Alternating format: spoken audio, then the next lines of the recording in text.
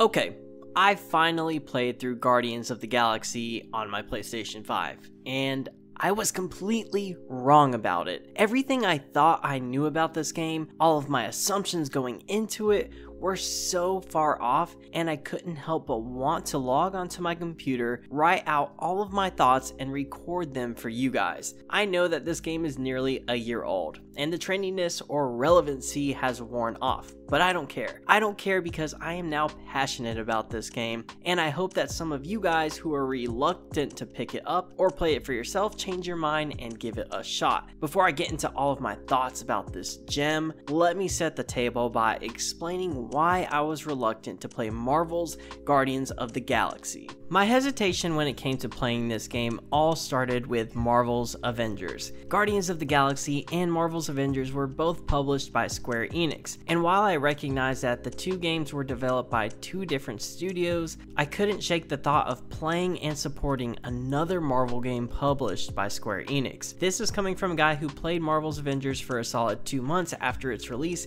and tried to do everything in my power to enjoy that game. But there was only so many times I could go through performing a million combos against the same bosses that felt like hitting a metal wall before I completely gave up on that game.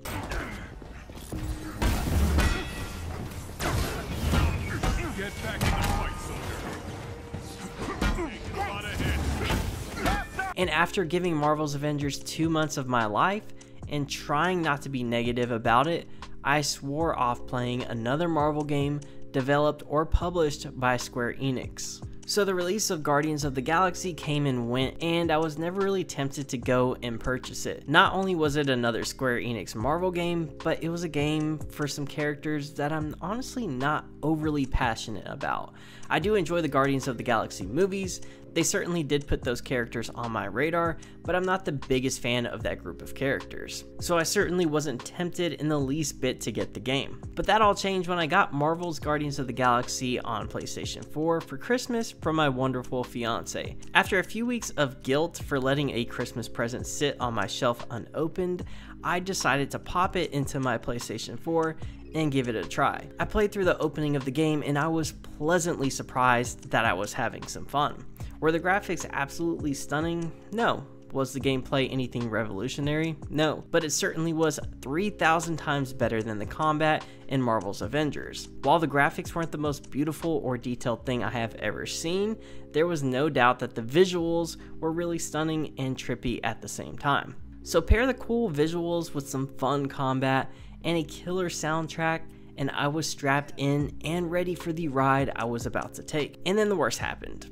My reliable PS4 wasn't so reliable anymore, and it broke. The very next day after playing Guardians of the Galaxy for the first time, my PlayStation 4 was done for, and I had no way of continuing that journey I started. Months went by, and the memory of the good time that I had with Guardians of the Galaxy started to fade. I ended up getting a PlayStation 5 5 months later, once again from my wonderful fiance. The day it arrived in the mail, I quickly unboxed my PS5, I rushed with excitement to plug it in to my TV and boot it up.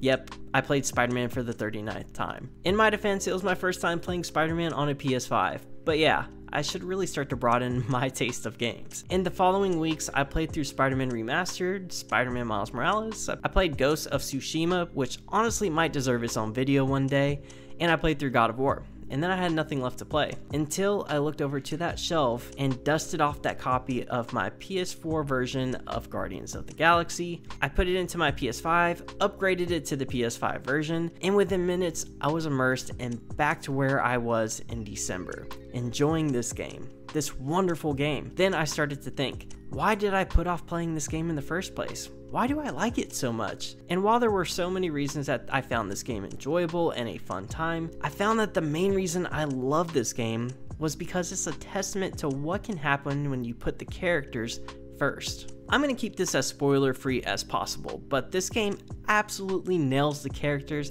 and the dynamic you would expect to see from this imperfect family called the Guardians of the Galaxy. The banter between all of the Guardians is a treat. The back and forth competitive feuding between Peter and Rocket is all here, and we get a ton of dialogue in which metaphors go way over Drax's head. These aren't anything new, you've seen it before in the movies and in the comics, but it does stay true to the characters and the dynamic you would expect to see from the Guardians. It's also even more fun playing it as a video game because it's one of the most immersive experiences you can possibly get from a story because you're controlling the characters. And at times during this game, you're controlling the outcomes to conversations when the game gives you the choice in which way you would like to respond. When it comes to this story, the game begins to reveal things about each member's traumatic past and fleshes out each character. Each of these characters have a pretty traumatic backstory, which really shows why they are perfect for each other in a way. The game spends a good amount of time revealing Rocket's tragic past, Drax grieving the loss of his family while also wishing he had killed Thanos, what being the daughter of Thanos is like for Gamora, and then there's Peter Quill, who is without a doubt the heart and soul of this game. The story about Peter and his mom just has so much heart and at the same time is truly heartbreaking. I love the amount of time spent in flashbacks with Peter and his mom. The game made the wise decision to not tell us about his relationship with his mom, but instead show us and let us play through some of those moments. Not so fast. Before you go, there's something I want to talk to you about, something I want to give you. $20? Don't push it. Think of it as a long overdue gift from your father. It's upstairs on my bed. Go on and get it while I finish up in the kitchen. And we can open it together. I knew you wouldn't wait.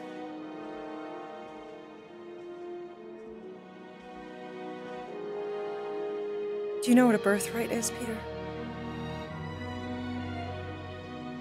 It's something that's a part of you. Like your name.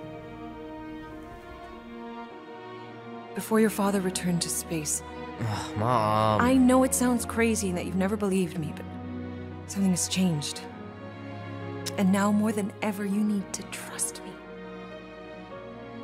And maybe this will help.